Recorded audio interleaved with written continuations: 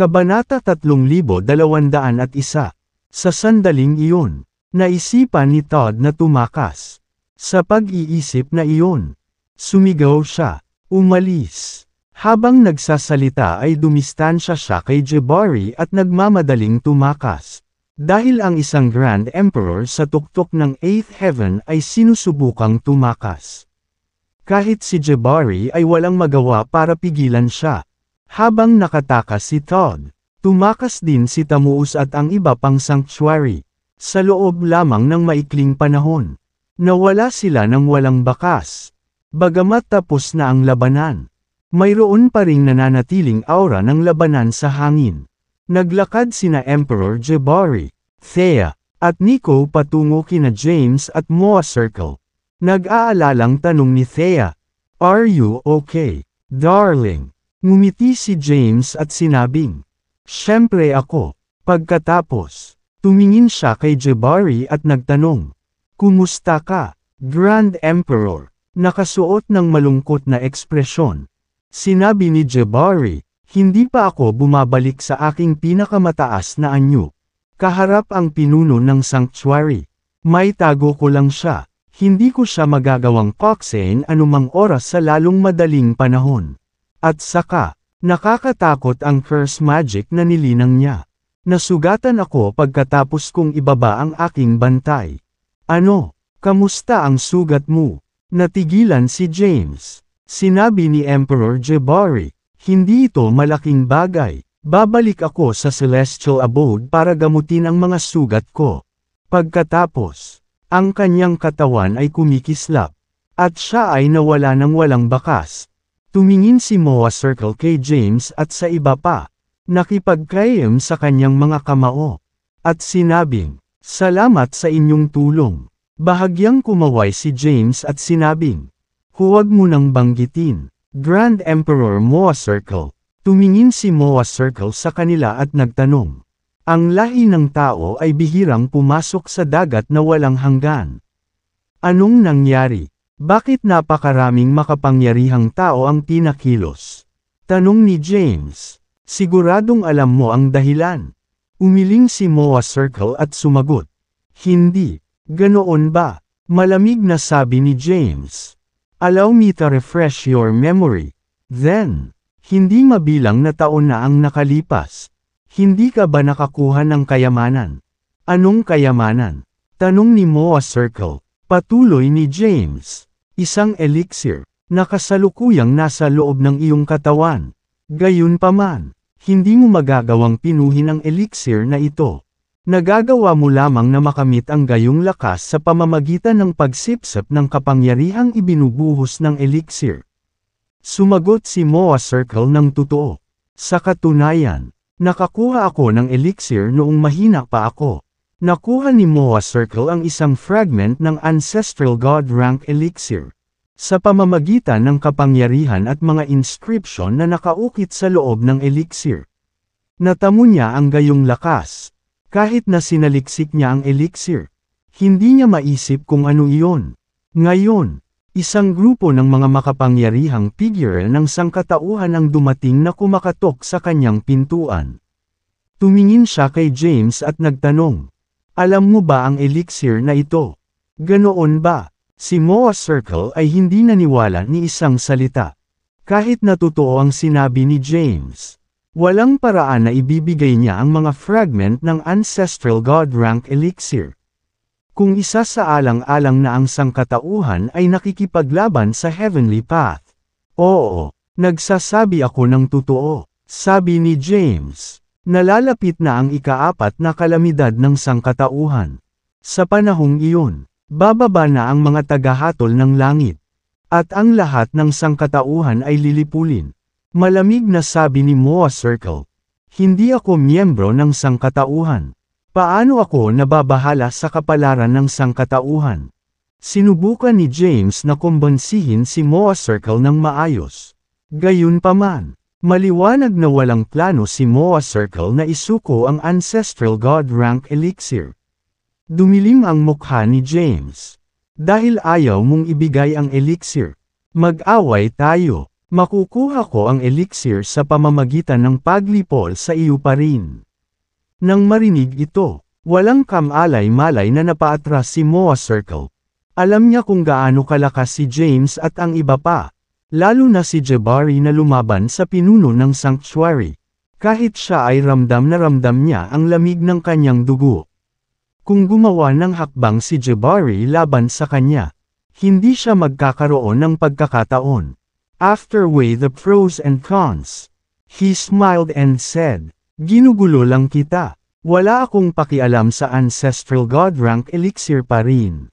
Kung gusto mo, ibibigay ko na lang." Pagkatapos, ibinuka niya ang kanyang bibig.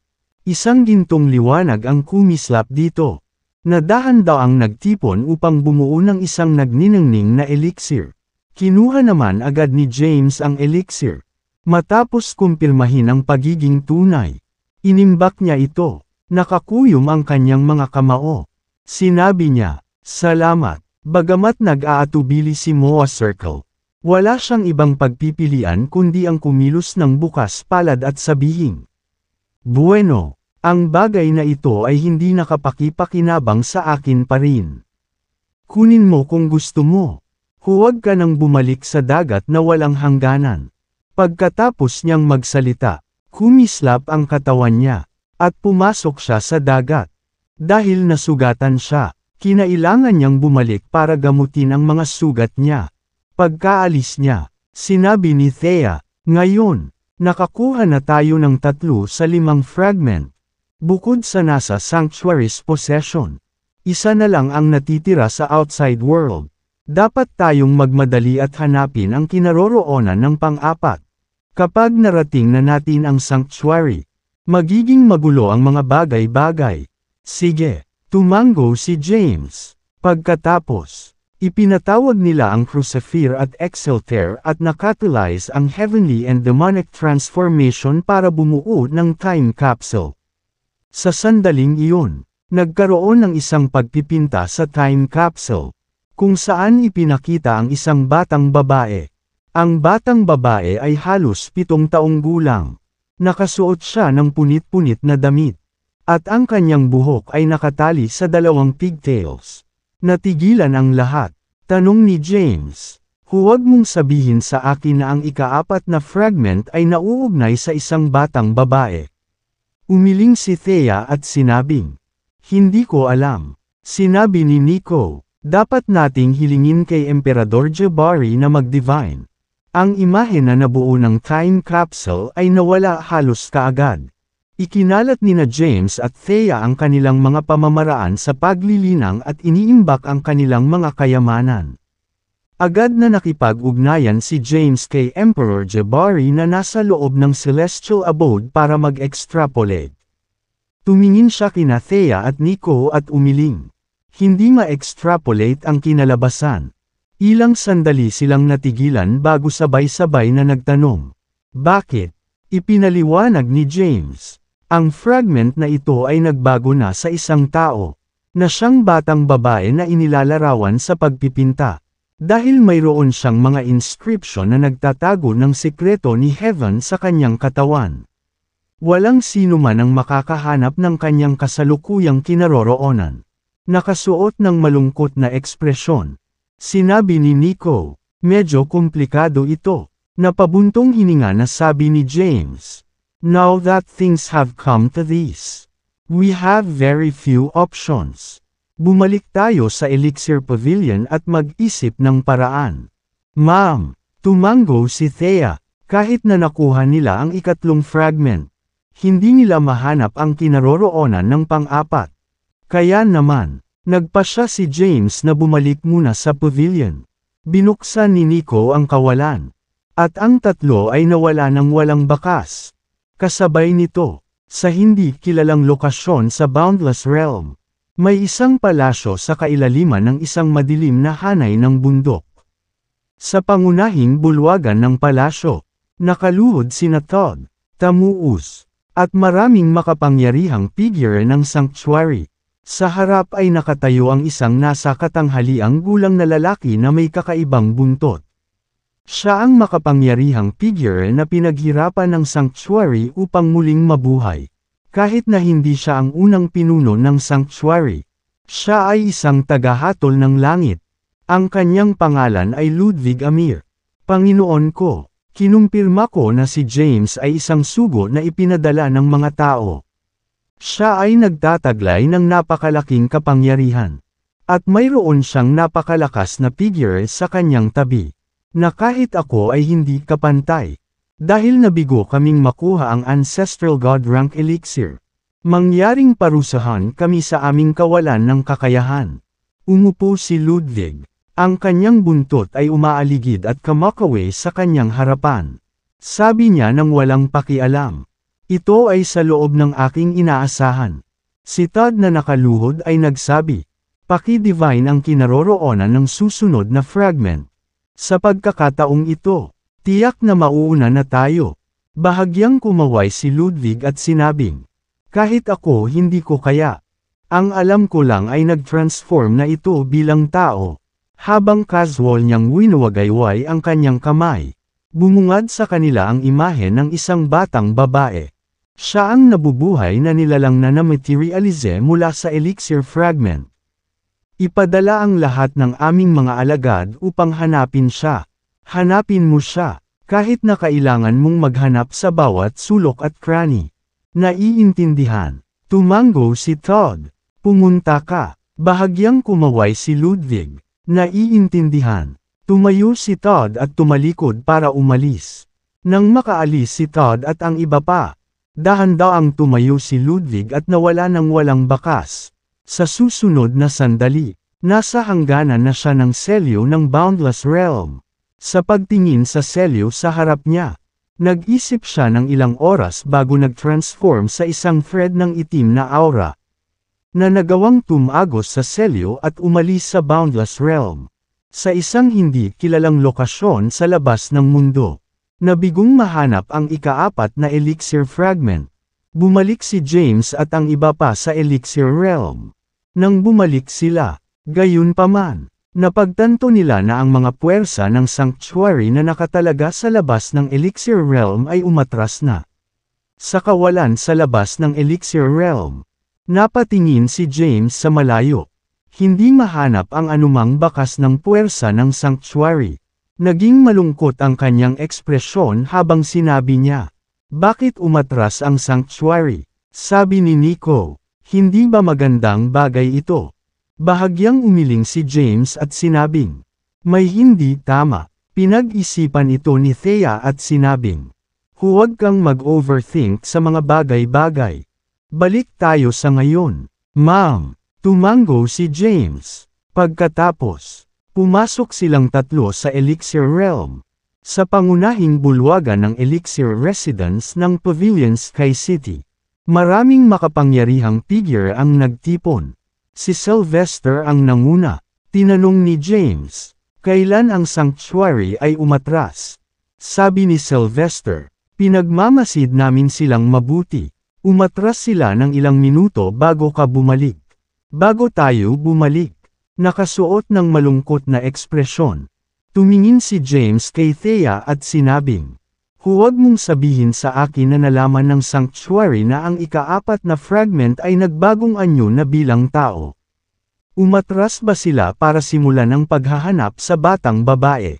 Tumango si Thea at sinabing, pwede naman. Tanong ni Melinda. Paano napunta ang paghahanap para sa Ancestral God Rank Elixir? Isinalaysay ni James ang mga nangyari. Meron na akong elixir fragments. Tungkol naman sa natitira pang dalawa. Ang isa sa kanila ay nasa mga kamay ng sanctuary. At ang isa ay nagbagong anyo na bilang isang tao. Kinuha niya ang time capsule. Iniabot niya kay Melinda ang imahe at sinabing, siya ang hinahanap natin. Tinanggap ni Melinda ang time capsule at pinagmasdan ang imahe. Pagkatapos, ibinalik niya ito kay James.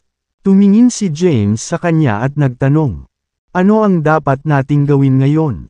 Umiling si Melinda, wala siyang ideya kung paano magpapatuloy.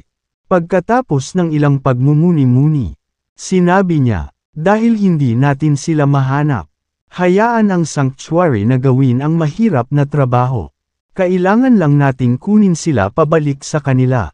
Nang marinig ito ni James ay nagsalubong ang mga kilay. Halos imposible para sa kanila na kunin ang Ancestral God Rank Elixir mula sa sanctuary.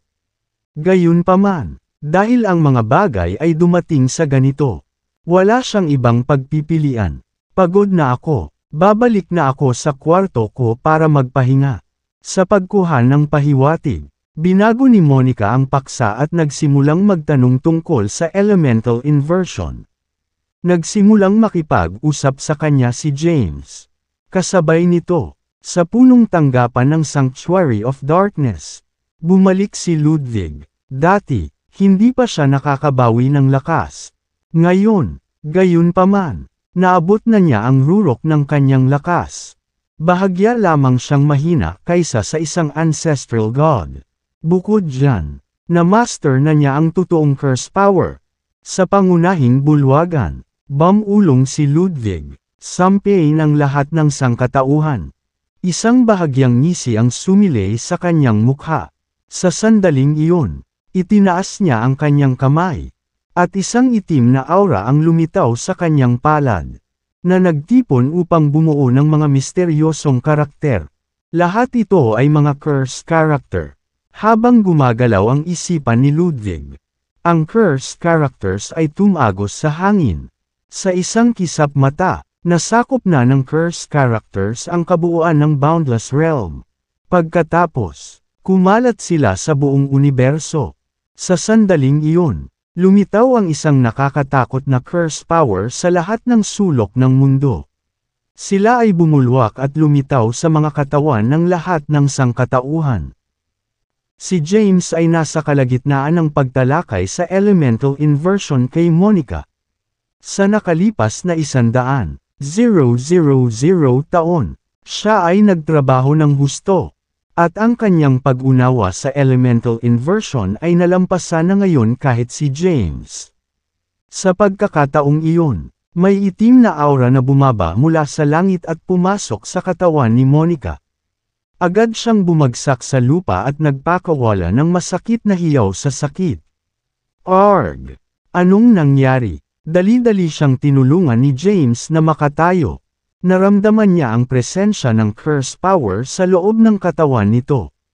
Ano ang nangyayari? Natigilan si James at bumulong. Bakit biglang magkakaroon ng curse power? Inakala ni James na dumating na ang ikatlong kalamidad. Pagtaas ng kamay, hinigop niya ang curse power sa loob ng katawan ni Monica. Salamat, James! Bumalik sa normal na kutis ang mga pisngi ni Monica. Biglang may naramdaman si James. Lalabas ako at titingnan. Pagkatapos, nagmamadali siyang tumalikod para umalis. Dumiretso siya sa pangunahing bulwagan, kung saan maraming makapangyarihang figure ang nagtipon. Ramdam ni James ang presensya ng curse power sa loob ng kanilang mga katawan. Ang ikatlong kalamidad ay dumating na sa wakas. Sa wakas naintindihan na ni James. Ayos lang ba ang lahat? Tanong ni James. Bahagyang kumaway si Sylvester at sinabing, "It's no big deal. Kaya lang biglang sumulpot sa loob ko ang curse power. Dahil dumating na ang ikatlong kalamidad. Nangangahulugan ito na ang pang-apat ay hindi masyadong malayo. Nauubos na ang oras para kay James. At kailangan niyang kunin ang Ancestral God Rank Elixir sa pag-aari ng Sanctuary at lipulin sila sa lalong madaling panahon." Tumingin si James kay Melinda at nagtanong, "Mayroon ka bang ideya tungkol sa todo-todo na pag-atake sa Sanctuary?" Bahagyang umiling si Melinda at sinabing, "Hindi sa ngayon." Tumingin si James kay Sylvester, na tumayo at sinabing, "Kapag nag-utos ka, susuportahan ka namin sa abot ng aming makakaya." Mabuti. Nang marinig ito ni James ay nakahinga ng maluwag. Tumingin siya kay Sylvester at sinabing, "Kailangan ko ng grupo ng mga makapangyarihang tao." Tanong ni Sylvester, "Ilan?" 400,000. Sagot ni James. Ang Sanctuary ay napakalakas. Upang matiyak ang kanyang kabuoang tagumpay, Binalak niyang bumuo ng 400,000 malakas na hukbo at linangin ang Nine Heavens God Annihilating Formation. 400,000. Nagsalubong ang kilay ni Sylvester. Nagpatuloy si James. Maganda kung lahat sila ay Grand Emperors. Umiling si Sylvester at sinabing, wala tayong ganoon karaming Grand Emperors sa mundong ito. Sa nakalipas na 100,000 taon, ang pavilion ay nag-imbita ng maraming makapangyarihang tao na sumali sa aming hanay. Gayunpaman, batay sa aking mga pagtatansya, mayroon lamang tayong hindi hihigit sa 3,000 Grand Emperor sa ating hanay. Sa 3,000 Grand Emperors, karamihan sa kanila ay nasa una hanggang ikalawang langit. Gumagana rin ang mga quasi-emperors. Sabi ni James. Sinabi ni Sylvester, kung ang mga quasi-emperors lang ang gusto mo, dapat kong tipunin ang 400,000 sa kanila. Sa pag-aakalang wala kang kagustuhan para sa kanilang mga sub-rank. Tuwang-tuwa, sinabi ni James, good, nauubusan na tayo ng oras. Magpatawag ng 400,000 quasi-emperors ng sabay-sabay. Oo naman. Hindi na nagdalawang isip pa si Sylvester at nagmamadaling umalis para ipatawag ang mga makapangyarihang tao na sumali sa pavilion. Pagkaalis ni Sylvester, bumalot ang katahimikan sa main hall. Lahat ay may suot na malungkot na ekspresyon dahil wala sa kanila ang nagnanais na labanan ang sanctuary hanggang sa kanilang kamatayan. Kung mab-aigo sila, kamatayan lamang ang naghihintay sa kanila. Nanatiling tahimik si James. Lumapit si Melinda at sinulyapan si James. Na nagsasabing, pupunta ako sa reincarnation pond saglit. Tanong ni James, bakit? May nangyari ba? Wearing a grim expression, she said, hindi magiging madali ang paglulunsad ng todo-todo na pag-atake sa sanctuary. Maaaring may totoong heavens adjudicators na nakatago sa kanila. Kahit na hindi sila ancestral gods, mas mahina lang sila. Kung talagang umiral ang heavens adjudicator sa sanctuary, hindi tayo mananalo kahit gaano pa ka-detail at meticulous ang mga plano natin. Huminto siya bago sinabing, naglakad ako palabas ng reincarnation pond. Sa panahon ng proseso ng reincarnation, nawalan ako ng labis na kapangyarihan. Kahit nalinangin ko sa abot ng aking makakaya, hindi ko na maibabalik ang aking pinakamataas na lakas. Plano kong bumalik doon upang makita kung mahahanap ko ang nawala kong kapangyarihan. Nang marinig ito, tumango si James at sinabing, sige, go! Kumikislap ang katawan ni Melinda. At nawala siya ng walang bakas. Umalis na rin si James sa main hall at bumalik sa kanyang tinutuluyan. Pagkatapos ng ilang pagmumuni-muni, nagtanong siya na may seryosong tingin. Napag-isipan mo na ba itong mabuti? Ma'am, madiin na tumango si James. Mabuti, sabi ni Jabari, kung ganoon, talagang tutulungan kita. Bago ka gumawa ng iyong hakbang, gagawa ako ng extrapolation at extrapolate anumang bagay na nauugnay sa sanctuary. Tulad ng sinasabi ng kasabihan. Kilalanin ang kaaway at kilalanin ang iyong sarili. At maaari mong labanan ang 100 laban ng walang panganib ng pagkatalo. Salamat, Grand Emperor. Ikinuyong ni James ang kanyang mga kamao at nagpasalamat sa kanya. Bahagyang iwinagayway ni Jabari ang kanyang kamay at sinabing, go make the necessary arrangements. Ipapaalam ko sa iyo ang resulta. Naiintindihan. Tumalikod na si James para umalis. Pagkatapos umalis sa Celestial Abode, naghintay siya sa labas ng courtyard. Maya-maya, lumitaw si Sylvester. James, inihanda ko na ang 400,000 lalaki na hiniling mo. Malaki, natuwa si James. Eto, sumunod ka sa akin. Sumenya si Sylvester. Pagkatapos, umalis siya sa tabi ni James at tumungo sa sentro ng lungsod ng Sky City. Sa isang piraso ng walang laman na lupa ay nagtipon ng 400. 000 makapangyarihang mga figure. Lahat sila ay nagtataglay ng napakalaking kapangyarihan. Ang pinakamahina ay nasa First Tribulation ng Quasi-Emperor rank. Samantalang ang pinakamalakas ay nasa Ninth Tribulation. Dinala ni James si James sa pinakaharap at sinabing, "Nandito na sila. Lahat ng 400,000 sa kanila ay susunod sa iyong bawat utos." Napatingin si James sa mga lalaki.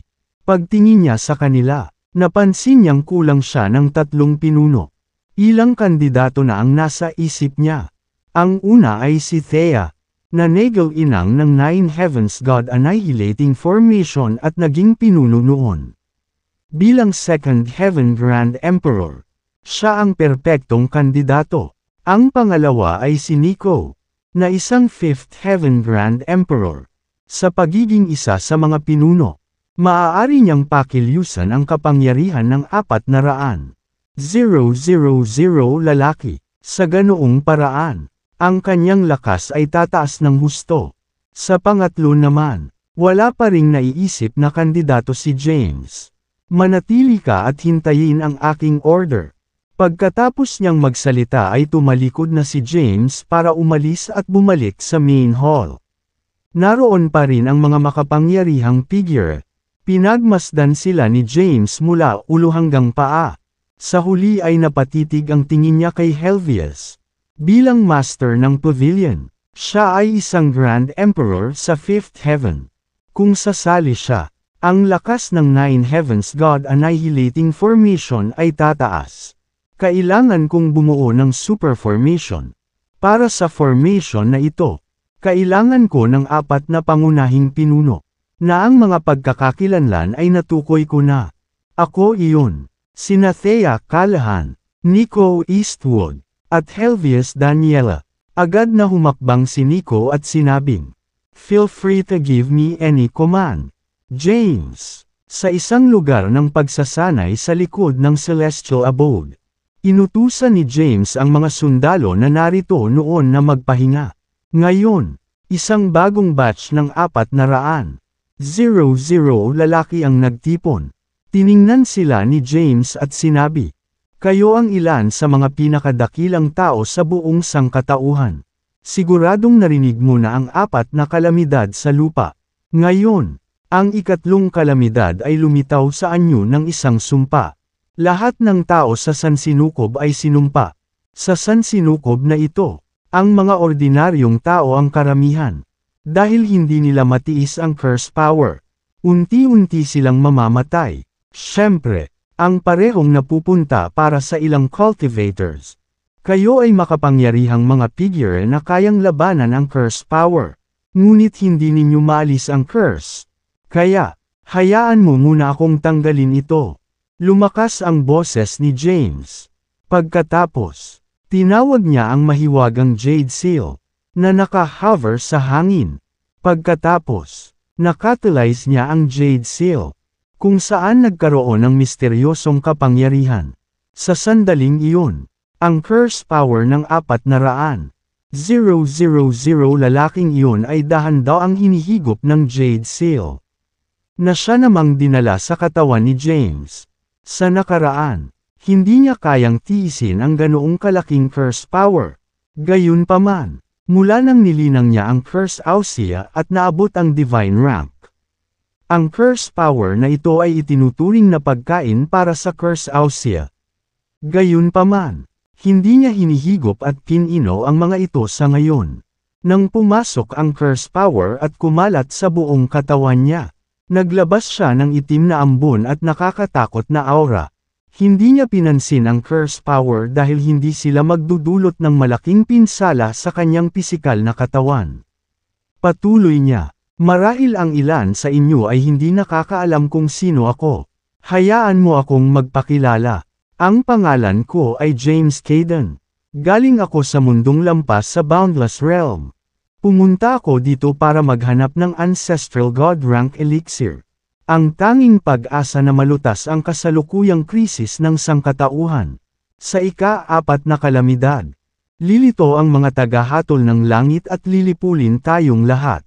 Samantala, Sa pagkonsumo ng Ancestral God Rank Elixir, makakakuha ako ng kapangyarihang katumbas ng isang Ancestral God sa maikling panahon at lipulin ang mga adjudicators.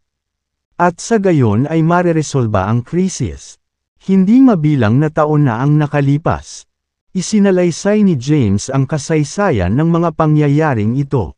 Ngayon, nakakuha ako ng 3 fragment ng Ancestral God Rank Elixir. Ang isa sa kanila ay nasa pag-aari ng Sanctuary. Iyon ang dahilan kung bakit dapat tayong maglunsad ng todong pag-atake. Na-master ko ang isang super formation na ipinasa mula sa Ancient Heavenly Court Age. At kailangan ko ng 400,000 lalaki para linangin ito ng sabay-sabay. Pagkatapos, nagsimulang ilarawan ni James ang paraan ng paglilinang ng 9 Heavens God Annihilating Formation. Sa pagkakataong ito, inilarawan niya ang buong bagay ng detalyado at hindi isang pinasimpleng bersyon. Iyon ay dahil ang kanilang kaaway sa pagkakataong ito ay napakalakas. Ito ang 9 Heavens God Annihilating Formation. Linangin mong mabuti at subukan ang iyong makakaya upang maunawaan. Pagkatapos niyang magsalita, naglakad siya sa gilid, umupo sa isang lotus na posisyon, at sinimulang pigilan ang curse power sa loob ng kanyang katawan. Kasabay nito, habang nililinang ng 400,000 quasi-emperors ang 9 Heavens God Annihilating Formation, nakaupo si Ludwig sa trono sa pangunahing bulwagan ng punong tanggapan ng Sanctuary.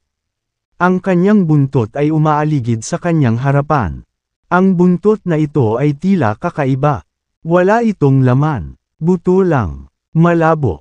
Makikita ng isang tao ang mga hibla ng itim na aura na lumalabas mula sa loob. Maraming tao ang nakatayo sa pangunahing bulwagan Todd, Tamuus, at maging ang Chancellor. Panginoon ko, lumuhod si Todd at magalang na sinabi. Ang ating mga puwersa na nakatalaga sa labas ng Elixir Realm ay umatras at nagkalat sa buong mundo para hanapin ang anyo ng tao ng Ancestral God Rank Elixir. Kung talagang nasa Boundless Realm ito, tiyak na mahahanap natin ito sa loob ng 3 taon. Ang makapangyarihang mga figure ng Sanctuary ay kumalat sa buong mundo. Ngayon, lahat sila ay naghahanap sa anyo ng tao ng Ancestral God Rank Elixir. Kung hahanapin ng bawat isa sa kanila ang isang mundo, matatapos nila ang paghahanap sa loob ng 3 taon. Napakagaling. Tumanggo si Ludwig at walang pakialam na sinabi. Ang ikatlong kalamidad ay bumaba na. At ang ika-4 ay malapit na. Siguradong nagpapanik na si James ngayon. Tiyak na mag-iisip siya ng paraan para agawin ang Ancestral God Rank Elixir sa pag-aari ng Sanctuary. Kung tama ang mga kalkulasyon ko, maglulunsad siya ng todo-todo na pag-atake sa atin sa lalong madaling panahon. Nang marinig ito, natigilan si Todd habang nagtanong. Aking Panginoon, ang makapangyarihang mga figure ng Sanctuary ay naghahanap ng huling natitirang bahagi. Kung umatake si James habang wala tayo, anong gagawin natin? Bahagyang kumaway si Ludwig at sinabing, walang dapat ipag-alala, wala sa akin si James. Kahit na ang figure na sumusuporta sa kanya sa mga anino ay hindi tugma para sa akin. Tiwala si Ludwig sa kanyang lakas. Ang kanyang lakas ay bumalik sa tuktok nito. At siya ay bahagyang mahina kaysa sa isang ancestral god. Sa mundong ito kung saan wala na ang mga ancestral gods, hindi siya magagapi. Sige, na-dismiss ka na. Bahagya niyang ikanaway ang isang kamay. Naiintindihan. Tumanggo si Todd at ang iba pa bago tumalikod para umalis. Pagkaalis nila, naging malungkot ang ekspresyon ni Ludwig. Pagkatapos, ang kanyang katawan ay nag-transform sa isang thread ng itim na aura bago nawala ng walang bakas. Sa hindi kilalang lokasyon sa universo, napakaganda ng tanawin. At may isang lalaking nangingisda sa isang bato sa tabi ng ilog. Habang dumarating ang malamig na simoy ng hangin, Naging ilusyon ang katawan ng lalaki na para bang wala siya sa pisikal na paraan. Matapos ang simoy ng hangin, muling nagkatawang tao ang kanyang katawan. Isang sinulid ng itim na aura ang lumapit sa kanya bago nagtipon upang bumuo ng isang lalaking may buntot. Panginoon ko, nilapitan siya ni Ludwig at magalang na binati. Sinunod ko ang kagustuhan ng landas sa langit at ginawa ko ang ikatlong kalamidad. Ang bawat tao sa sansinukob na ito ay sinumpa na ngayon. Kailan natin gagawin ang ikaapat na kalamidad? Isang paos na boses ang sumagot. Ang ikaapat na kalamidad, hindi natin sila kayang lipulin. At hindi rin tayo basta-basta pumikit sa kanila. Kung lipulin natin silang lahat, ang ikalabindalawang universo ay mabubura. Kapag umatake ang ibang universe, wala akong magagawa para pigilan sila. Bulong ng lalaki. Sa totoo lang, umaasa ako na ang isang napakalakas na individual ay lilito sa mga tao.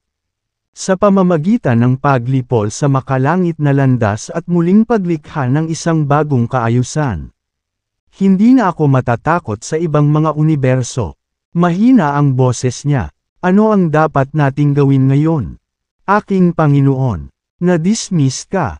Huwag kang mag-alala. Gagawin ko ang mga kinakailangang paghahanda. Naiintindihan. Umalis na tayo. Sigaw ni James. Pagkatapos, habang ikinakaway niya ang kanyang kamay, ang 400,000 malakas na hukbo ay umalis sa Celestial Abode, sa Elixir Residence ng Sky City. Matapos dalhin ang 400,000 Quasi-Emperor sa Celestial Abode para magtanim.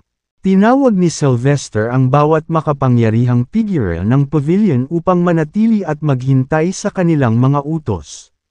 Sa sandaling iyon, naramdaman ni Sylvester ang presensya ng 400,000 Quasi-Emperors. Pagkatapos, lumitaw si James. James, sumugod si Sylvester sa kanya. 1/3. Ma'am, tumango si James at nagtanong. Handa na ba tayong umalis? Tumango si Sylvester. Oo, maaari tayong umalis anumang oras. Sabi ni James. Good. Bigyan mo ako ng 1 minuto. Pagkatapos, pumasok siya sa Celestial at natagpuan si Jabari, na nagsasabing, Grand Emperor, handa na kaming umalis. Casual na ikinaway ni Jabari ang kanyang kamay. At isang scroll ang lumitaw sa kanyang harapan bago siya lumingon kay James.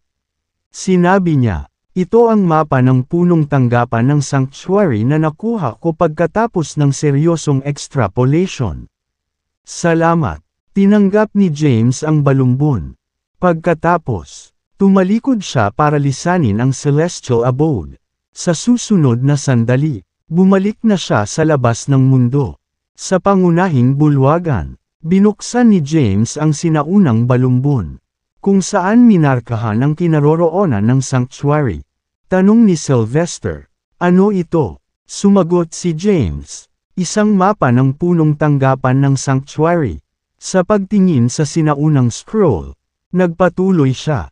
Ang punong tanggapan ng sanctuary ay matatagpuan sa isang mundo sa kanluran ng boundless realm na tinatawag na Pol-Oris.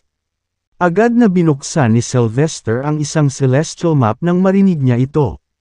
Sa malapit na pagsisiyasat, sinabi niya, ang Pol-Oris ay matatagpuan sa isang malayong mundo. At kakaunti ang mga naninirahan doon. Bukod pa riyan, ang mga regional na planeta na malapit sa Pol-Oris ay lahat ay walang espiritual na enerhiya. Itinabi ni James ang sinaunang balumbon sa kanyang kamay at sinabing, sige, umalis na tayo. Lumitaw ang mga airship sa labas ng Elixir City. Bawat isa sa kanila ay napakalaki at kayang tumanggap ng hindi bababa sa 1,000,000 sundalo. Ang mga makapangyarihang figure ng pavilion ay sumakay lahat sa mga airship. Lahat sila ay nasa divine rank o mas mataas. Hindi nagtagal, nagtipon ang hukbo, si James at ang kanyang 400 Malakas na hukbo ay nagtipon sa isang airship. Nakatayo sa deck. Malungkot ang ekspresyon niya. Ang kalalabasan ng pakikibakang ito ay matukoy ng labanang ito. Kung magtagumpay sila, makakakuha sila ng Ancestral God Rank Elixir. Kung hindi, lahat sila ay mamamatay sa larangan ng digmaan. At saka, ito ay simula pa lamang. Sa sandaling lumitaw ang ika-4 na kalamidad. Ang lahat ng sangkatauhan ay lilipulin ng mga tagahatol ng langit. Umalis na tayo. Lumakas ang boses ni James. Hindi nagdalawang isip si Todd at agad na tumalikod para umalis. Pagkatapos, nag-catalyze siya ng isang lihim na sining at ipinatawag ang makapangyarihang mga figure ng sanctuary pabalik. Nang matanggap ang utos, bumalik kaagad ang makapangyarihang mga figure ng sanctuary. Sa maikling panahon, marami sa kanila ang nagtipon sa punong tanggapan sa Pol-Oris. Ang Pol-Oris ay isang planeta na walang espiritual na enerhiya. Ang langit ay kulay abo. At ang mundo ay tila walang buhay at baog. Sa sandaling iyon, lumitaw ang isang bitak sa kalangitan sa labas ng Pol-Oris. Pagkatapos, bumulwak ang mga pulutong ng mga airship. Naglabas sila ng nakakatakot na aura. Nasa unahan si James sa airship. Nakatingin sa planetang nasa harapan niya. Itinuro ni Sylvester ang planeta at sinabing, "Iyan ay Pol-Oris, ma'am." Tumango si James. Sa sandaling iyon, tinanong niya si Jabari, "Mga Grand Emperor, kumusta ang iyong lakas?" Malungkot ang ekspresyon ni Jabari. Sa sandaling iyon, hindi pa siya nakakabawi sa kanyang peak form at medyo malayo na lang. "Anya, hindi pa ako fully recovered. Pero huwag kang mag-alala. Noong nakaraan, nag-iwan ako ng isang elixir. Kapag naubos ko na ito, babalik ang lakas ko sa kanyang peak form. Bagamat maaaring may matagal na epekto, wala akong magagawa sa puntong ito." Nilunok ni Jabari ang elixir. At ang napakalawak na kapangyarihan ay umikot sa buong katawan niya. Dahan-dahan siyang tumayo. Pagkatapos, ang kanyang katawan ay kumikislap. At siya ay nawala ng walang bakas. Sa susunod na sandali, nauna na siya kay James. Nang makita siya, agad siyang binati ni James ng may paggalang. "Grand Emperor, ma'am." Tumango si Jabari at tinitigan si Pol-Oris sa harapan niya. Sa pagkonsumo ng elixir, ang kanyang kapangyarihan, ranggo, at pisikal na lakas ay tumaas ng husto. Nararamdaman ng lahat ng tao sa kanyang paligid ang isang napakalaking kapangyarihan na nagising sa loob ng kanyang katawan. Dahil hindi pa bumabalik ang lakas ni Jabari sa tugatog nito, mabilis na nakabawi ang kanyang kapangyarihan. "May gagawin ba tayo, Grand Emperor?" tanong ni James. Diretso ang tingin ni Jabari nang makitang buo si Pol-Oris. Pagkatapos, nakita niya ang hindi mabilang na makapangyarihang mga figure ng sanctuary at isang lalaking may buntot ng kalansay. Nang makita ang lalaking ito, namutla ang mukha ni Emperor Jabari habang siya ay paatras ng walang malay. "Anong mali?" tanong ni James. Malakas siya. Malungkot ang ekspresyon ni Jabari. Nararamdaman niya ang isang napakalawak na kapangyarihan sa loob ng kapangyarihan ni Ludwig na maihahambing o maaaring nalampasan niya. "Ito ba ay isang ancestral god?" bulong ni Jabari. Pagkatapos, umiling siya at inalis ang mga iniisip. Mula noong primeval age, ang mundong ito ay wala ng anumang ancestral gods. Siya kaya ay isang heavens adjudicator. Sinasabi ng mga alamat na ang lakas ng Heavens Adjudicators ay maihahambing sa ancestral gods. Kung kailangan nating ikategorya ang kanilang lakas, dapat silang ituring na quasi-ancestral gods. Bulong ni Jabari. Pagkatapos, huminga siya ng malalim at tumingin kay James ng masama, na nagsasabing, "Natatakot ako na ang labanang ito ay maging taksil. Ang sanctuary ay may tagapaghatol ng langit sa kanila. Isang tagahatol ng langit. Ang Crep Myrtle Divine Sword ay isang tunay na ancestral god weapon. Bagamat nagtataglay ito ng kakilakilabot na kapangyarihan, ang tunay na kapangyarihan nito ay hindi may palabas habang nasa buhay ni James.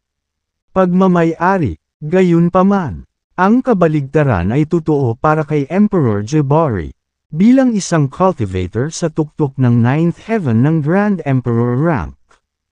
Ang lihim na kapangyarihan ng Ancestral God Weapon ay ganap na pinakawalan.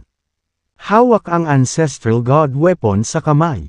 Lumingon si Jabari kay James at sinabing, "Hindi na natin kailangan ng napakaraming lalaki doon. Magiging cannon fodder na lang sila. Kapag naalis na natin ang Heaven's Adjudicator, ang iba ay hindi magiging banta sa atin." Bahagya siyang kumaway at sinabing, "You're dismissed. Iilan na lang ang kailangang manatili at lumaban." Nang marinig ito, napaisip si James. Pagkatapos, iniutos niya, bukod sa 400,000 quasi-emperors, lahat ng iba ay dapat umalis at manatili sa malayo sa rehiyon. Alam ni James kung ano ang inaalala ni Emperor Jabari. Sila ay lalabas na mananalo kapag natalo ang Heaven's Adjudicator. Kung hindi, matatalo sila. Samantala, ang labanan laban sa Adjudicator ay nakasalalay lamang kay Jabari. Walang ibang maaaring magbigay ng tulong. Kahit na ang isang Grand Emperor sa 7th Heaven tulad ni Sylvester ay hindi maaaring makialam sa laban. "Hayaan mo akong tulungan ka, Grand Emperor," sinabi ni James. Ang 400,000 quasi-emperors ay nilinang ang 9 Heavens God Annihilating Formation. Kapag naabsorb ko na ang kapangyarihan nila, tataas din ang lakas ko. "Ma'am," tumango si Jabari, "Hahaha." Sa sandaling iyon, isang malakas na tawa ang bumungad sa loob ni Paul Ores. Pagkatapos, isang nasa katanghaliang gulang na lalaki ang lumitaw sa kawalan. Sa kanyang likuran ay isang buntot na walang laman at dugo. Hindi na makapaghintay na gumawa ng isang hakbang. May pilyong ngisi ang mukha ni Ludwig habang nakatingin kay James at sa iba pa. Nagmamadaling umalis ang ibang mga airship. Hindi sila pinigilan ni Ludwig. Para sa kanya, ang sangkatauhan ay lilipulin sa madaling panahon. Nakasuot ng malungkot na ekspresyon, tumingin si James kay Ludwig at nagtanong, "Ikaw ba ay tagahatol ng langit?" Ngumisi si Ludwig at sinabing, "I'm just a subordinate working for Lord Theophanes." Alam mo, tinutulungan siyang pamahalaan ng universo at Poxane ang mga umaalis sa linya. "Ang Ancestral God Rank Elixir ba ay nasa iyo?" tanong ni James. Nang marinig ito, lumitaw ang isang gintong liwanag sa mga kamay ni Ludwig. "Ito ang Ancestral God Rank Elixir. Ito ba ang tinutukoy mo?" Malamig niyang sinabi, tulad ng inaasahan sa paglikha ng Ancestral God ng sangkatauhan. "Ni hindi ko ito kayang sirain." Tumingin si James sa elixir.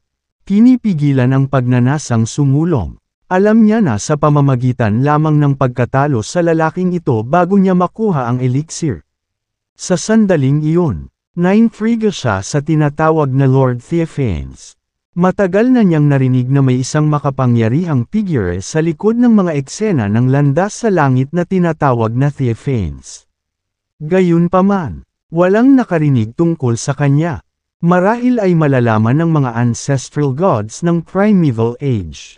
Gayunpaman, matagal na silang patay. Ngayong may Heaven's Adjudicator bago siya. Gusto niyang gamitin ang pagkakataong ito para malaman pa ang tungkol kay Theophanes. Anong klaseng tao si Theophanes? Panginoong Theophanes. Sa sobrang paghanga at paggalang, sumagot si Ludwig. Siya ang pinakadakilang nilalang sa sansinukob na ito. Siya ang lumikha ng makalangit na landas na kumokontrol sa lahat ng bagay sa sansinukob. Kayo, mga hanggal na tao, ay maling akala sa pag-iisip na maaari ninyong lipulin ang landas sa langit at lumikha ng isang bagong kaayusan. Hindi mo nauunawaan na mayroong mas malalaking puwersa na kumikilos dito. Ang tinatawag na four calamities ay pagsubok lamang mula kay Theophanes.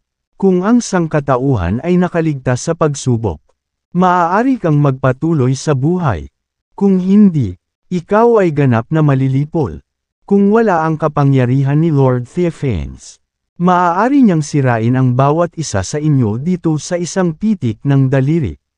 May iba pa siyang importanteng bagay na dapat asikasuhin. Anong mahalaga? Tanong ni James. Sa palagay ko hindi masasaktan na sabihin ito sa iyo. Mga taong walang alam, walang pakialam na sabi ni Ludwig. Sa tingin mo ba ito lang ang universo sa labas? Hindi. Ang universo na ito ay isa lamang sa marami. Ang universo na ito ay tinatawag na ikalabindalawang universo. Nangangahulugan ito na mayroong 11 universo sa labas. Samantala, ang namamahala sa isang universo ay tinatawag na macrocosm ancestral God. Si Theophanes, ang lumikha ng heavenly path of the 12th universe, ay isang macrocosm ancestral God. Ang parehong napupunta para sa iba pang 11 universo. Hindi lamang iyon, mayroong higit sa isang macrocosm ancestral God sa ibang mga universo. Kung hindi dahil sa katotohanang kailangang mag-ingat si Lord Theophanes sa macrocosm ancestral gods ng ibang universo, hindi niya hahayaang mag-amok kayo. Walang pakialam na sabi ni Ludwig. Bilang Heaven's Adjudicator, palagi siyang nasa tabi ni Lord Theophanes ang macrocosm ancestral God's side. Dahil dito, siya ay lubos na may kaalaman. Nang marinig ito ni James ay napatulala. 12 universo. Hindi siya makapaniwala na may 12 universo sa mundong ito. Hindi lang iyon. Mayroon pang ranggo na lampas sa Ancestral God ang Macrocosm Ancestral God rank. Samantala, ang lumikha ng Heavenly Path ay isang Macrocosm Ancestral God. Ang iba ay nataranto lahat. Karamihan sa kanila ay nanirahan sa Boundless Realm. At ito ang kanilang unang pagkakataon na lumabas sa realm. Isipin na ang Boundless Realm ay isang maliit na butil ng alikabok sa malawak na universo na ito. Kahit si Jabari ay hindi alam ang mga bagay na sinabi ni Ludwig. Gayunpaman, dahil ang sangkatauhan ay nagnanais na lipulin ang makalangit na landas at ang Macrocosm Ancestral God. Dapat mayroon silang mga dahilan.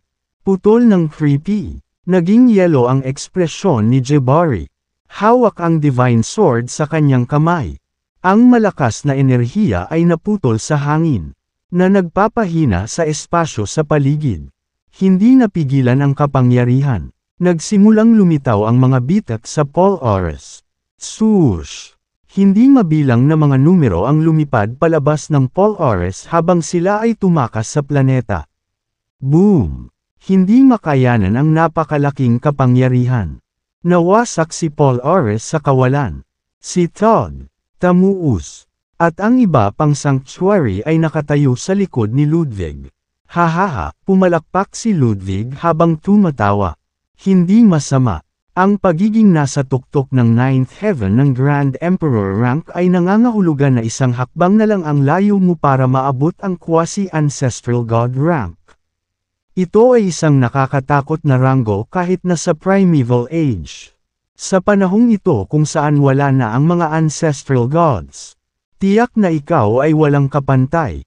Hindi lang iyon, nagtataglay ka pa ng Ancestral God weapon. Hindi ka matatalo laban sa sinumang mababa sa Ancestral God rank.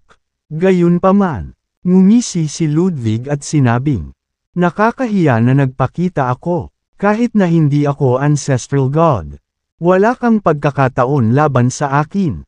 Nanatiling tahimik si Jabari. Gayunpaman, unti-unting lumaki ang kanyang aura. Pumasok sa formation. Sigaw ni James. Samantala, ang namamahala sa isang universo ay tinatawag na Macrocosm Ancestral God. Si Theophanes, ang lumikha ng Heavenly Path of the 12th Universe, ay isang Macrocosm Ancestral God. ang parehong napupunta para sa iba pang 11 universo. Hindi lamang iyon, mayroong higit sa isang macrocosm ancestral God sa ibang mga universo. Kung hindi dahil sa katotohanang kailangang mag-ingat si Lord Theophane sa macrocosm ancestral gods ng ibang universo, hindi niya hahayaang mag-amok kayo. Walang pakialam na sabi ni Ludwig. Bilang Heaven's Adjudicator, palagi siyang nasa tabi ni Lord Theophanes ang macrocosm ancestral God's side. Dahil dito, siya ay lubos na may kaalaman. Nang marinig ito ni James ay napatulala. 12 universo. Hindi siya makapaniwala na may 12 universo sa mundong ito. Hindi lang iyon. Mayroon pang ranggo na lampas sa Ancestral God ang Macrocosm Ancestral God rank. Samantala, ang lumikha ng Heavenly Path ay isang Macrocosm Ancestral God.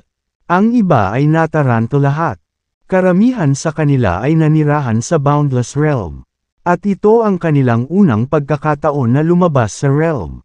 Isipin na ang Boundless Realm ay isang maliit na butil ng alikabok sa malawak na universo na ito. Kahit si Jabari ay hindi alam ang mga bagay na sinabi ni Ludwig. Gayunpaman, dahil ang sangkatauhan ay nagnanais na lipulin ang makalangit na landas at ang Macrocosm Ancestral God. Dapat mayroon silang mga dahilan. Putol ng creepy. Naging yelo ang ekspresyon ni Jabari. Hawak ang Divine Sword sa kanyang kamay. Ang malakas na enerhiya ay naputol sa hangin, na nagpapahina sa espasyo sa paligid. Hindi napigilan ang kapangyarihan. Nagsimulang lumitaw ang mga bitak sa Polaris. Swoosh! Hindi mabilang na mga numero ang lumipad palabas ng Polaris habang sila ay tumakas sa planeta. Boom! Hindi makayanan ang napakalaking kapangyarihan. Nawasak si Polaris sa kawalan. Si Todd, Tamuus, at ang iba pang sanctuary ay nakatayo sa likod ni Ludwig. Hahaha, pumalakpak si Ludwig habang tumatawa. Hindi masama. Ang pagiging nasa tuktok ng 9th Heaven ng Grand Emperor rank ay nangangahulugan na isang hakbang na lang ang layo mo para maabot ang quasi-ancestral God rank. Ito ay isang nakakatakot na ranggo kahit na sa primeval age. Sa panahong ito kung saan wala na ang mga ancestral gods, tiyak na ikaw ay walang kapantay. Hindi lang iyon, nagtataglay ka pa ng ancestral god weapon. Hindi ka matatalo laban sa sinumang mababa sa ancestral god rank. Gayunpaman, ngumisi si Ludwig at sinabing, nakakahiya na nagpakita ako. Kahit na hindi ako ancestral god, wala kang pagkakataon laban sa akin. Nanatiling tahimik si Jabari. Gayunpaman, unti-unting lumaki ang kanyang aura. Pumasok sa formation. Sigaw ni James. Kabanata 3215. Si Emperador Jabari ay nakabantay. Sa sandaling iyon, itinaas niya ang kanyang braso. At 10,000 path ang lumabas mula sa Divine Sword sa kanyang kamay. Pinagsama ang kapangyarihan ng paths gamit ang espada. Tinusok niya ang itim na bola ng enerhiya. Boom! Agad na sumabog ang kawalan. Ang mga ripples ng pagsabog ay ginutay-guti sa hangin, na sinisira ang mga planeta sa rehiyon. Nakatayo sa malayo. Naramdaman ni James ang isang nakakatakot na kapangyarihan na dumarating sa kanya. Ngayon, gayunpaman, dahil nakuha na niya ang kapangyarihan ng 400,000 quasi-emperors, nagawa niyang mapaglabanan ang kapangyarihang ito. Ang parehong napunta para sa 400,000 mga numero sa formation. Pinalihis ni Jabari ang pag-atake. Gayunpaman, alam na niya ngayon kung gaano katikat si Ludwig. Bagamat ordinaryo ang paglipat, kailangan niyang gamitin ang kanyang buong lakas upang ilihis ang pag-atake. Kung magpapatuloy ito, tiyak na matatalo siya. Sa sandaling iyon, ayaw ni James na manatili sa gilid. Ang kanyang katawan ay kumikislap, at siya ay nagpakita sa larangan ng digmaan. Habang gumugulo ang kanyang isipan, 108 Infinity Steles ang nagkatawang tao. Pagkatapos, lumitaw ang 5 elemento ng Genesis, kung saan lumabas ang elemental power, habang nagsanib at naghahalo ang elemental power sa isa't isa. Nabuo ang isang malaking elemental wheel. Nang makita ito, si Todd, Tamuus, at ang iba pang bahagi ng sanctuary ay walang kamalay-malay na napaatras. Tulad ng kanilang pakikipaglaban kay James noong nakaraan. Alam nila kung gaano kakilakilabot ang mga kayamanang iyon. Ano ang mga iyon? Tinitigan ni Ludwig ang Infinity Steles at ang gulong na nabuo ng 5 elemento ng Genesis sa paligid ni James. Tapos, naging malungkot ang ekspresyon niya. Ang 5 elemento ng Genesis, Primeval Age, ang natal treasure ng 5 ancestral masters ng langit at lupa. Bilang tagapangasiwa ng langit, nakipag-ugnayan si Ludwig sa maraming ancestral gods. Dahil alam niya ang tungkol sa mga ancestral gods sa Primeval Age. Nakikilala niya ang 5 elemento ng Genesis sa isang simpleng sulyap. Naging malungkot ang kanyang ekspresyon, tulad ng inaasahan ng sugod ng sangkatauhan. Marami siyang kayamanan sa kanyang pag-aari. Gayunpaman, wala na tayo sa Primeval Age. Sa panahong ito, lahat ay masusupol ng makalangit na landas. Si Ludwig ay hindi natakot. Kahit na nakilala niya ang 5 elemento ng Genesis, hindi niya makilala ang Infinity Steles. Ungol ni James. Pagkatapos, habang gumagalaw ang kanyang isip, isang Infinity Steel ang sumugod patungo kay Ludwig na may pambihirang kapangyarihan. Si Ludwig ay binubuo, nang malapit nang bumangga sa kanya ang Infinity Steel. Itinaas niya ang kanyang braso at casual na kumaway. Habang hinahampas niya ang Infinity Steel, napatumba ito ng napakalakas na puwersa. Gayunpaman, sa parehong oras, naramdaman niya ang isang nakakatakot na kapangyarihan na nagmumula sa loob. Ang kapangyarihang ito ay naging dahilan upang ang enerhiya ng dugo sa loob ng kanyang katawan ay umikot. At siya ay natisod paatros. Natigilan si Ludwig. Sa kanyang lakas, dapat niyang maalis ang anumang uri ng kayamanan sa mundong ito. Ngayon, gayunpaman, ang Infinity Steel ay hindi nasaktan. Samantalang siya, sa kabilang banda, ay medyo nasugatan. Sa sandaling na-distract siya, ang iba pang Infinity Steles ay bumangga sa kanya. 108 sunod-sunod na inatake siya ng Infinity Steles. Sa sandaling iyon, lumipat siya, nag-transform ang kanyang katawan sa isang anino at tumama pabalik sa papasok na Infinity Steles, na nagpatalsak sa kanila. Ang Infinity Steles na naalis ay nagawang sirain ang espasyo sa kanilang paligid. Ang nilalaman ay kabilang sa Enveldrama, org. Walang tigil na umatake si James. Pagkatapos ng Infinity Steles, ipinatawag niya ang Elemental Wheel, na bumagsak papunta sa Ludwig. Ipinatawag ni Ludwig ang kanyang lakas at hinarang ang pag-atake. Ang kanyang kapangyarihan ay kaugnay ng kapangyarihan ng Elemental Wheel. Boom! Sumabog ang kawalan. Si Ludwig ay pinalipad sa pamamagitan ng pagsabog. At gayon din ang Elemental Wheel. Sa sandaling iyon, gumawa ng hakbang si Jabari. Hawak ang Divine Sword sa kanyang kamay. Sinugod niya si Ludwig sa pambihirang bilis. Pagtaas ng kanyang kamay, ang hindi mabilang na kumikinang na swordlight ay sumambulat. Sa kawalan, nakabuo sila ng isang grupo ng mga swordweb na nag-uugnay sa isa't isa. Pambihira ang bilis ni Ludwig. Binagtas niya ang swordweb at naiwasan ang magkakasunod na pag-atake. Kahit na ginamit nina James at Jabari ang lahat ng kanilang lakas, si Ludwig ay nakikipaglaban na may composed expression sa kanyang mukha. Parang nasa ibang lugar ang isip niya. Isang matinding labanan ang sumiklab sa rehiyon.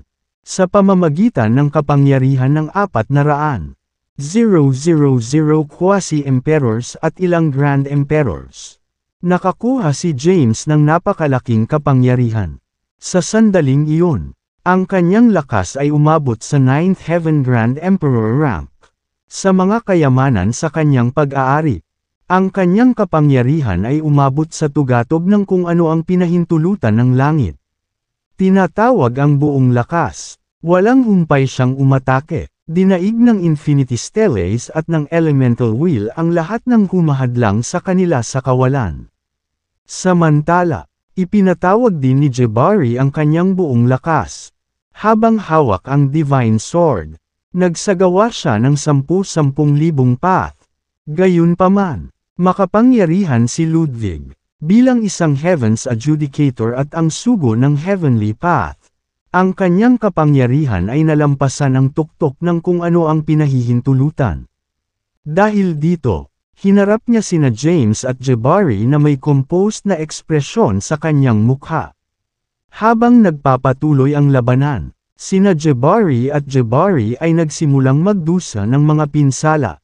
Habang nasugatan si James, gayon din ang 400,000 quasi-emperors. Si Ludwig, samantala, ay hindi nasaktan. Natutuwa siya sa ritmo ng labanan. Habang nagpapatuloy ang labanan, sa isang tiwangwang na lugar ng Stardust Realm. Ang Reincarnation Pond ay isang misteryosong lugar sa Primeval Age. Ngayon, gayunpaman, ang lugar ay matagal nang natuyo at naging isang tiwangwang na guho. Si Melinda ay lumitaw dito at umupo sa isang lotus na posisyon sa Reincarnation Pond. Ipinikit niya ang kanyang mga mata, itinaas niya ang kanyang kamay, at lumitaw ang mga misteryosong karakter sa kanyang mga palad. Ang mga karakter na ito ay pumasok sa nakapalibot na lupa. Sa sandaling iyon, tila kumikinang ang lupa, at isang misteryosong kapangyarihan ang lumitaw mula sa loob. Pagkatapos, dahan-daang damaloy ang kapangyarihan patungo sa katawan ni Melinda, at unti-unting bumabawi ang nawalang lakas niya. Samantala, sina James at Jabari ay nasangkot sa isang matinding labanan. Kumikislap ang katawan ni Ludwig, at sa isang iglap ay nagpakita siya kay Jabari. Nakakuyom ang kamao. Pinalo niya ang kamao sa katawan ni Jabari. Ang suntok na ito ay hindi nagtataglay ng anumang kapangyarihan ng landas at naglalaman lamang ng hilaw na pisikal na lakas.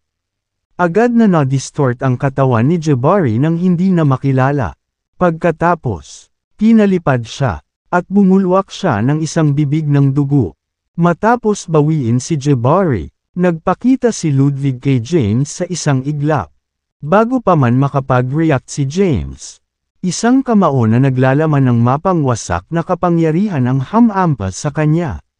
Itinaas ni James ang kanyang mga braso para harangan ang pag-atake. Boom! Nagbanggaan ang dalawang kapangyarihan. Inipon niya ang kanyang lakas at binago ang kanyang wasak na braso. Ang 400,000 sabay-sabay na pinagaling ng mga quasi-emperors ang kanilang mga sugat. Nakakatakot ang ekspresyon ni James. Hindi niya inaasahan na magiging ganito katakot ang isang Heaven's Adjudicator. Maaaring ang Heaven Adjudicators ay hindi magagapi laban sa sinumang mababa sa Ancestral God rank. Paano natin siya matatalo? Napaisip si James. At ganoon din si Jabari. Sa sandaling iyon, nakipag-usap siya kay James. James, hindi natin siya matatalo kahit na lumaban tayo hanggang kamatayan. Ano ang gagawin natin pagkatapos? Sinabi ni Jabari, sa aking nakaraang buhay, minsan ay nilinang ko ang isang ipinagbabawal na sining na magbibigay daan sa akin upang makakuha ng hindi maisip na kapangyarihan. Gayunpaman, kapag ginamit ko ang Forbidden Art, tiyak na mamamatay ako. Huwag, Grand Emperor. Kahit sinubukan siyang pigilan ni James. Huli na siya. Sa malayo, nagpaaninag si Jabari ng nagniningning na liwanag. Sa sandaling iyon, para siyang araw, na nagbibigay liwanag sa madilim na kalawakan. Tumaas ang kanyang aura, nanatili si Ludwig sa kinatatayuan niya at tumingin kay Jabari. Mahinang ngumiti at sinabing, Gusto kong makita kung ano ang iba pang mga trick na mayroon ka sa iyong mangas. Casual na ikinaway ni Jabari ang kanyang kamay. At ang Divine Sword ay lumipad patungo kay James. Tinanggap ni James ang espada at tumingin kay Jabari, na kumikinang sa isang gintong liwanag. Sa sandaling iyon, hindi mabilang na mga inscription ng landas ang lumitaw sa ibabaw ng kanyang balat, na nagtitipon upang bumuo ng mga talulot ng isang bulaklak. Isang sagradong pamumulaklak. Nakilala ni James ang Sacred Blossom sa isang simpleng sulyap. Gayunpaman, ang Sacred Blossom na nilikha ni Emperor Jabari ay hindi kumpleto. Ang mga petal sa gitna ay ilusyon at wala. Pinag-aralan ni James ang Sacred Blossom. Dahil dito, alam niya na ang mga talulot sa gitna ng rehiyon ay kumakatawan sa pinakamataas na landas. Nang makita ito, alam ni James na kahit na si Emperor Jabari ay bihasa sa maraming landas, hindi siya sanay sa ilan sa mga pangunahing landas. Kung hindi, ang sagradong pamumulaklak na nagkatotoo ay kumpleto na sana. Isang sagradong pamumulaklak. Natigilan si Ludwig.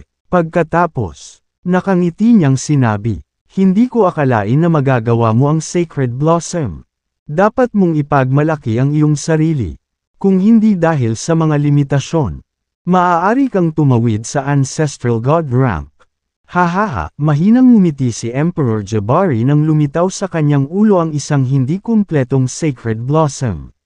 Sa sandaling iyon, itinaas niya ang kanyang kamay, at ang mga mahiwagang sigil ay lumitaw sa kanyang palad. Ang Sacred Blossom ay isang misteryosong pag-iral na naglalaman ng lahat ng mga landas ng universo na ito. Ang Karma Path ay ang pinaka-supremo sa lahat ng paths. At ang 5 Great Paths ay kinabibilangan ng time, space, life, death, at reincarnation. Samantala, ang ibang mga landas ay karaniwan lamang at makamundo. Isinakripisyo ni Emperor Jabari ang kanyang sarili upang makakuha ng napakalaking kapangyarihan sa pagtatangkang punan ang 5 dakilang daan ng sagradong pamumulaklak. Nang mga sandaling iyon ay lumabo ang kanyang paningin. Nang makitang umiiyak si James, ngumiti ito sa kanya. "James, I am supposed to be dead long ago. Sa lahat ng mga taon na ito, nabuhay ako ng eksakto sa sandaling ito. Ang lahat ay nakatakda na." Humina ang boses niya habang unti-unting naglalaho ang kanyang pisikal na katawan at kaluluwa. Nang ganap na nawala ang kanyang pisikal na katawan, isang napakalaking kapangyarihan ang ipinanganak, na pumasok sa Sacred Blossom at pinupuno ang mga talulot na kumakatawan sa daan ng karma. Sa sandaling iyon, isang kumpletong Sacred Blossom ang isinilang. Nang makita ang gayong walang kapintasang bulaklak, nabighani si Ludwig. Ang sagradong pamumulaklak ay napakaganda, at ang bawat talulot ay nakakaakit. Gayunpaman, sa ilalim ng ibabaw ng akit ng talulot ay naglalaman ng mapangwasak na kapangyarihan. "Mamatay." Isang boses ang nagmula sa kawalan. Pagkatapos, gumalaw ang Sacred Blossom, dumiretso sa Ludwig. Sa isang iglap, lumitaw ang bulaklak sa harap ni Ludwig. Ang bawat talulot ay napakarilag at kumakatawan sa iisang landas, habang nagsanib ang di mabilang na mga landas. Ang kapangyarihang bumungad ay nalampasan ang mga limitasyon ng langit. Si Ludwig ay nakulong ng mga landas. Sa sandaling iyon, unti-unting natutunaw ang kanyang katawan. Natakot siya. Kitang-kita sa kanyang mga mata ang takot at kawalan ng pag-asa. "Hindi pwede. Imposible. Ako ay walang talo sa sansinukob na ito. Walang makakatalo sa akin." Galit na galit, ipinatawag niya ang kanyang buong lakas. Gayunpaman, hindi siya makawala sa Sacred Blossom habang nagsimulang lumitaw ang mga bitik sa ibabaw ng kanyang balat. Ang kanyang buhay ay tumatagos. Nang makita ito, si James at ang 400,000 lalaki ay nakasuot ng malungkot na mga ekspresyon. Alam nila na isinakripisyo ni Jabari ang kanyang sarili upang may segawa ang nakakatakot na lihim na sining na ito. Ang mga lalaki ng sanctuary ay pinapanood din ang eksenang ito. Nang makitang nakulong si Ludwig, nagsimula silang magpanik. Agad lumapit si Todd sa Sacred Blossom at sinubukang iligtas si Ludwig. Gayunpaman, ang Sacred Blossom ay kumakatawan sa napakaraming landas, na naglabas ng isang nakakatakot na aura na kahit na ang isang Grand Emperor sa tuktok ng ika-9 na langit tulad ni Todd ay hindi makalapit. Habang sinusubukan niyang pilitin ang daan patungo kay Ludwig, nasugatan siya ng kapangyarihan ng Sacred Blossom. Damn it! Si Ludwig ay nakulong at nagalit. Sa sandaling iyon, sumabog ang kanyang buntot, at isang malakas na puwersa ang gamutay sa hangin. Kung kahit na ang sakripisyo ng isang Grand Emperor at Supreme Forbidden Art ay hindi kayang lipulin siya. Ano ang magagawa? Napuno ng kawalan ng pag-asa ang puso ni James. Si Emperor Jabari ay patay na. Ngayong siya na lang ang natitira. Imposibleng matalo niya si Ludwig. Sa sandaling iyon, ang nagkalat na Sacred Blossom ay dahan-daang nagsanib upang bumuo ng isang ilusyon na figure. Grand Emperor, hindi napigilan ni James na mapasigaw. Isang mahinang boses ang dumating. James, ginawa ko na ang lahat. Bagamat nabigo akong patayin ang Heaven's Adjudicator, siya ay malubhang nasugatan. Ang kanyang buntot ay katulad ng ausya ng isang Grand Emperor. Ngayong pumutok na ang kanyang buntot, ang kanyang lakas ay lubhang hamina. Posibleng talunin mo siya. Hindi mo kailangang malungkot sa pagkamatay ko. Huwag kalimutan na ang madilim na mundo ay umiiral sa universo na ito. Hindi ako tuluyang mawawala. Sa halip, papasok ako sa Dark World. Sa loob ng hindi mabilang na taon. Hinahanap ko si Yuki ngunit walang resulta. Habang nakakuha ako ng impormasyon tungkol sa kanya sa Dark World, pupunta ako doon. 2/3. Alam kong hindi ka ordinaryong tao. Sa paglipas ng panahon, tatayo ka sa tuktok ng Power Pyramid at magiging isang ancestral god. O kahit isang macrocosm ancestral god. Hihintayin kita sa kaibuturan ng madilim na mundo. Naniniwala ako na pupunta ka doon kapag nakakuha ka ng sapat na lakas. Iyon ay dahil kung ano ang nakatago sa kaibuturan ng madilim na mundo. Lalong hamina ang boses ni Jabari. Bago pa niya matapos ang kanyang pangungusap, nawala siya. Nang marinig na si Emperor Jabari ay hindi tunay na patay at tumungo lamang sa madilim na mundo. Nakahinga si James. Ano ang gusto niyang sabihin? Bakit niya sinabi na pupunta ako sa Dark World? At saka, ano ang nakatago sa kaibuturan ng madilim na mundo? Bulong ni James. Panginoon ko. Mula sa malayo, si Todd, Tamuus, at ang iba pang bahagi ng sanctuary ay lumapit kay Ludwig. Ang buntot ni Ludwig ay nawala. Ang kanyang mukha ay mapotla, at siya ay nasa isang kahabag-habag na kalagayan. Kahit na siya ay talagang isang quasi-ancestral god, ang kanyang lakas ay nabawasan matapos ang kanyang buntot ay nawasak. Sa sandaling ito, siya ay katumbas lamang ng isang 8th Heaven Grand Emperor. Pumunta ka. Patayin siya. Umungol si Ludwig, si Todd, Tamuus, at ang makapangyarihang mga figure ng sanctuary ay sabay na naglakad patungo kay James. Habang nakatingin sila kay James, naglabas sila ng nakakatakot na aura. Tinanggal ni James ang mga pag-iisip na iyon sa ngayon. Pagkayam ng Divine Sword sa kanyang kamay. Tumaas ang kanyang aura. Lumabas sa tabi niya sina Thea, Nico, at Helvius at magkasunod na tumayo. Sa likod nila ay 400,000 quasi-emperors na nasa Porma Sion. Ang napakalawak na kapangyarihan ay lumitaw mula sa loob nila at nagsanib. Na bumubuo ng isang nakakatakot na Porma Sion. Malubhang nasugatan ang tagahatol ng langit. Ang mga natitira ay hindi nagbabanta sa amin. Nakakuyom ang Divine Sword sa kanyang kamay. Ang nakamamatay na ekspresyon sa kanyang mukha ay mahirap itago. Ito ay salamat kay Emperor Jabari na nagawa nilang kumapit. Kung hindi dahil sa kanya, patay na ang lahat ng nandito. Ngayon, ang labanan ay maaaring pumunta sa alinmang paraan. Kung kaya nilang lipulin si Todd, Tamuus, ang makapangyarihang mga figure ng Sanctuary, at Ludwig, sila ay lalabas na matagumpay. Swish! Isang sword light ang lumitaw. Isang matinding labanan ang sumiklab. Hinawakan ni James ang Divine Sword sa kanyang kamay. Sa sandaling iyon, ang kapangyarihan ng Nine Heavens God Annihilating Formation ay ipinamahagi kina Thea, Nico, at Helvius. Hindi na maabot ng kapangyarihan ni James ang rurok ng Ninth Heaven ng Grand Emperor rank. Sa kasalukuyan, siya ay nasa ika-6 na langit lamang. Gayunpaman, kasama ang Divine Sword sa kanyang pag-aari, nagawa niyang ipatawag ang lakas ng Seventh Heaven. Ang kanyang katawan ay kumikislap, at siya ay nagpakita sa harap ng isang kaaway sa Third Heaven Grand Emperor. Sa galit at galit, tinusok niya ang katawan ng kalaban gamit ang kanyang espada. Sa sandaling iyon, humarap si Todd kay James. Habang itinaas niya ang kanyang braso, isang misteryosong inscription na naglalaman ng nakakatakot na kapangyarihan ang lumitaw. Sumabog sa kalagitnaan ng hangin. Inatake si James ng malakas na puwersa, at natisod siya pabalik.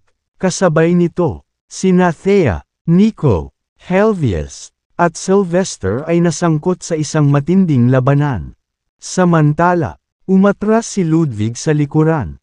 Nagdilim ang kanyang ekspresyon habang pinagmamasdan ang labanan. Bilang isang quasi-ancestral god, masasabi niyang ganito kalakas si James dahil sa Nine Heavens God Annihilating Formation. Kapag nasira ang formation, bababa ang lakas ni James. Nakatayo sa gitna ng hangin. Itinaas niya ang kanyang kamay, at isang maitim na aura ang lumitaw mula sa kanyang palad. Ang madilim na aura ay gumutay-gutay sa hangin at dumiretso sa 400. 000 lalaki. Ang 400. 000 lalaki ay agad na isinumpa. At sila ay bumagsak. Nasira ang formation. Kaagad. Ang kapangyarihan sa loob ng katawan ni James ay mabilis na nabawasan. Pagkatapos, isang Grand Emperor ang lumitaw sa kanyang likuran at hinampas ang kanyang likod.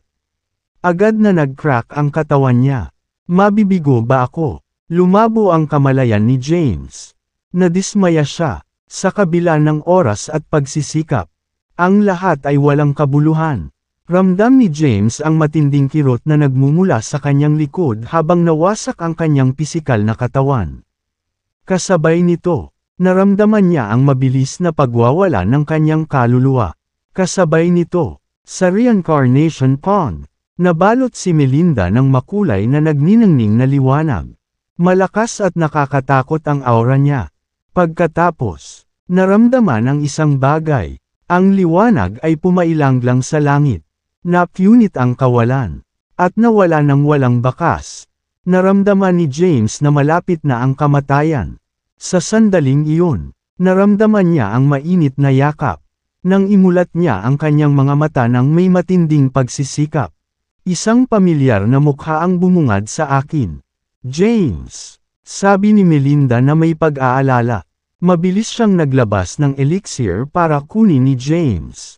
Pagkatapos, idiniin ang kanyang palad sa likod ni James. Isang malakas na puwersa ang pumasok sa kanyang katawan. At kumalat ang kapangyarihan ng elixir. Samantala, mabilis na nakabawi ang mga pinsala ni James. Kasabay nito, kumilos ang spirit tool. Ang kanyang kapangyarihan ay pumasok sa katawan ni James mula sa celestial abode. At ang kapangyarihan ng pisikal na lakas ni James ay naging aktibo. Binitawan ni Melinda si James. Ayos ka lang? Tanong niya.